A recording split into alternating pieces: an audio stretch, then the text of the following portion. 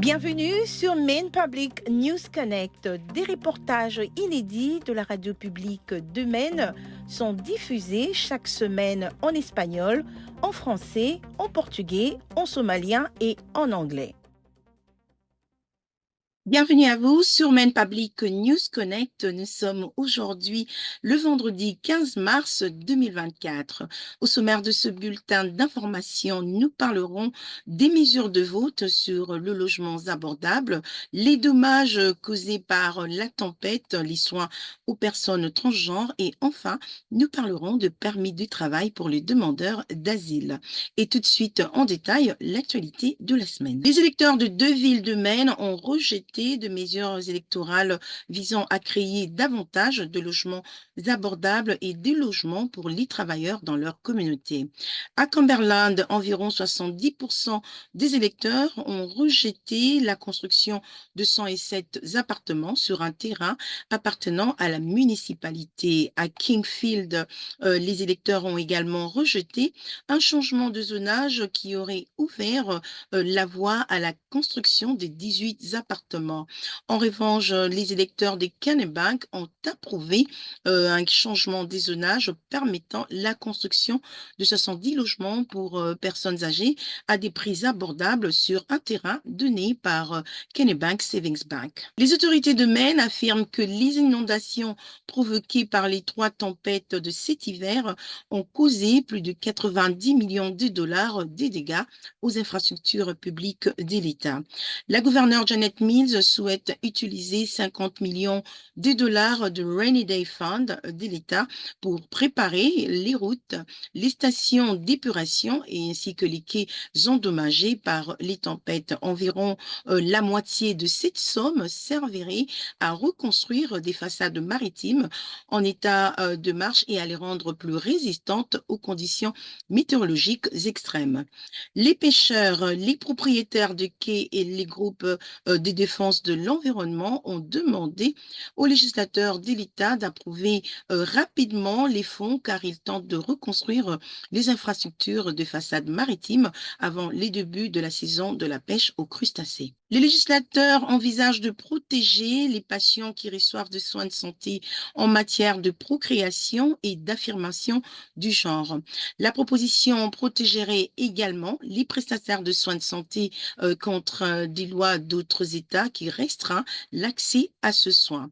Toutefois, les avocats de 15 autres États où l'accès à l'hormonothérapie, à la chirurgie et à d'autres types de soins visant à affirmer le genre est restreint, s'opposent à ces protections. Les autorités de certains États se sont engagées à poursuivre les personnes qui pratiquent l'avortement dans d'autres États et ont demandé des dossiers aux prestataires de soins médicaux et aux groupes qui aident le jeune transgenre. Alors que les législateurs de l'État et du gouvernement fédéral débattent sur la question de savoir s'il faut réduire les temps d'attente des demandeurs d'asile pour qu'ils obtiennent un permis de travail aux États-Unis. Maine Public s'est entretenu avec plusieurs familles d'immigrés au sujet de leur transition hors de l'assistance publique. Selon les défenseurs de droits de l'homme, il peut s'écouler environ 5 ans avant que les demandeurs d'asile puissent s'offrir un appartement au prix du marché, créer une entreprise et, dans certains cas, acheter une maison. Entre-temps, les familles dépendent de l'aide générale et d'autres financements pour répondre à leurs besoins de base, en attendant leur permis de travail et les traitements de leur demande d'asile. Une fois qu'ils ont obtenu leur permis, de nombreux nouveaux immigrants se démènent pour décrocher n'importe quel emploi, ce qui entraîne un manque de stabilité que certains qualifient de montagne russe.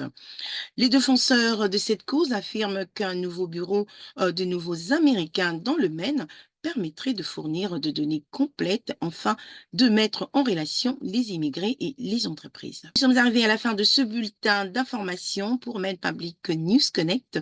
Merci d'avoir été avec nous. Je vous retrouve au prochain numéro et passez un excellent week-end. Merci à nos excellents partenaires communautaires pour leur soutien et leur contribution à ce programme. Maine Public News Connect a été rendu possible grâce à des donateurs individuels et à des fondations de partout dans le Maine, ainsi qu'à KOU et Patricia Ewan, Seaport Credit Union, Hannaford Supermarket, Maine Housing et IDEX. Maine Public News Connect est rendu possible par KOU et Patricia Ewan qui se sont engagés à combler les différences culturelles au sein de nos communautés. Juntos. Ensemble. Warajir. Junto. Seaport Credit Union. Together. Hannaford Supermarket, qui célèbre la diversité de ses employés, de ses clients et de ses communautés et s'engage à favoriser un environnement accueillant. Ensemble, ils sont plus grands que des produits d'épicerie.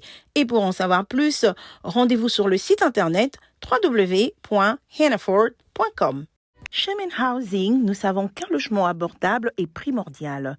Notre programme de prêt pour l'achat d'une première maison offre aux habitants de Maine des taux d'intérêt réduits et une aide de fonds pour l'achat des propriétés aux multiples appartements. Et pour en savoir plus, consultez les sites internet mainehousing.org. Vous pouvez comparer les plans d'assurance maladie et obtenir une aide financière pour réduire vos coûts. Sur ce, veuillez consulter le site internet coverme.gov, qui est une ressource permettant de trouver une assurance maladie adaptée à un prix raisonnable. Ici, on travaille bien. Le programme d'apprentissage de l'État de Maine vous permet de bénéficier d'un emploi rémunéré et d'une formation. Pour en savoir plus, maine.gov/apprentissage.